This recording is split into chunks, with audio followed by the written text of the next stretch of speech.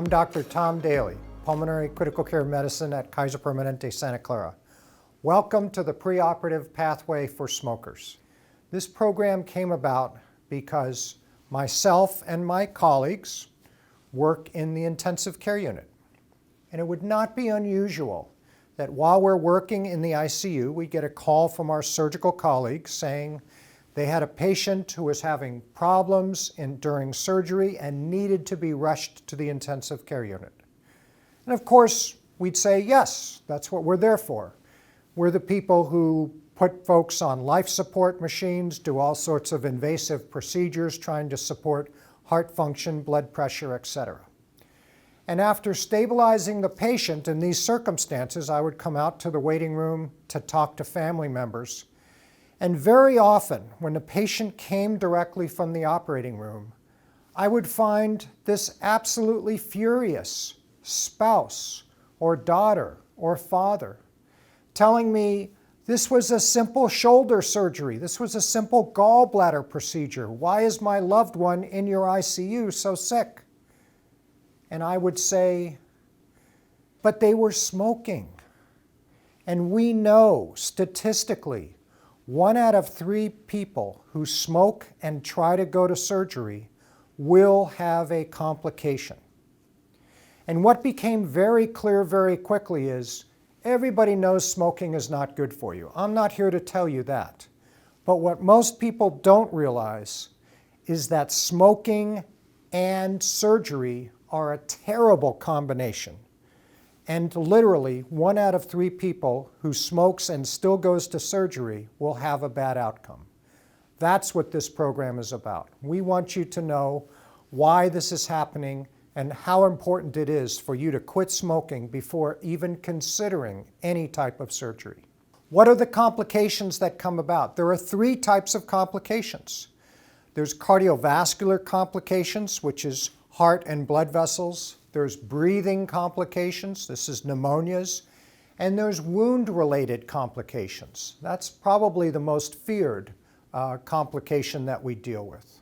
One of the questions that we're asked, is it ever too late to quit? And the answer is no. Quitting smoking always improves surgical outcomes. I'm going to show you some data that suggests that you're better off quitting the week before surgery as opposed to smoking a cigarette the day of your surgery as you're driving into the medical center.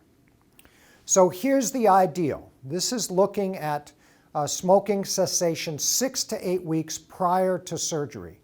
And you can see in the yellow are people who quit smoking 6 to 8 weeks prior, and in the orange are those people who continue to smoke. Wound healing complications go down from 1 out of 3 to 1 out of 20. Dramatic drop. I can barely even see the heart attack and stroke risks in those people who have quit smoking 6 to 8 weeks prior.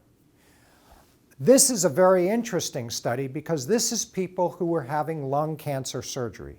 And of course, with lung cancer, you have to take out the cancer before it spreads.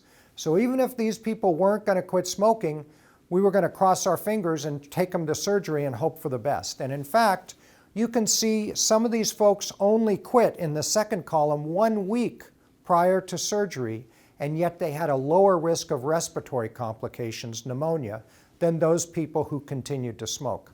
Obviously, it was much better to quit 6 to 8 weeks before, and of course, better to quit even longer.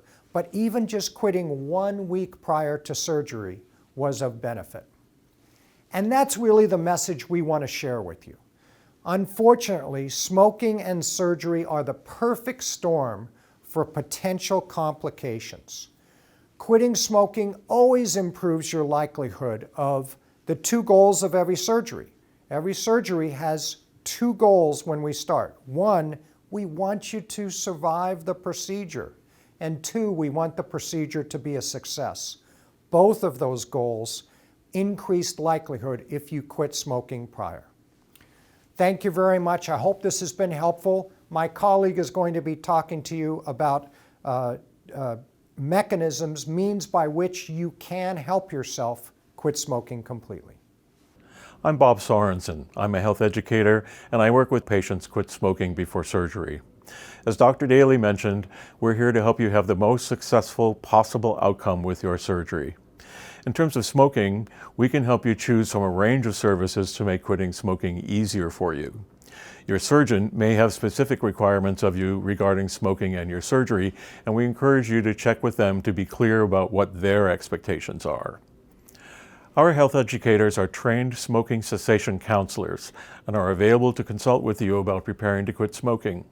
Studies show that people working with smoking cessation counselors are more likely to be successful at quitting smoking.